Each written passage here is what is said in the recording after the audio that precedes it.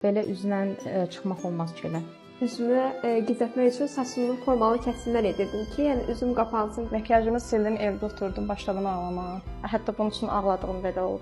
Məcbur olduğum halda işə getmək istəmirdim, çünki gələn müştərilər üzümə çox qəribə şəkildə baxırdı. Və rəfiqələrim mənə getdikdə üzümü gizlətmək üçün saçımı formalı kəsimlər edirdim ki, yəni üzüm qapansın ki, oradakı aktivlər bilinməsin. Güzgüyə baxıb sızanaqlı üzümü görəndə onlara yox deməyə məcburiyyətində qalırdım. Xeyir bir işə gedəcəkdim, kosmetika eləmişdim, makiyaj eləmişdim.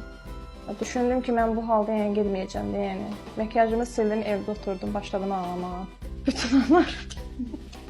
Çoxlu şəkil çəkdirməyi xoşlayırdım və effektsiz şəkillərə daha üstünlük verərdim. Çölə sərbəst çıxmaq istəyirəm, təmiz üzlə.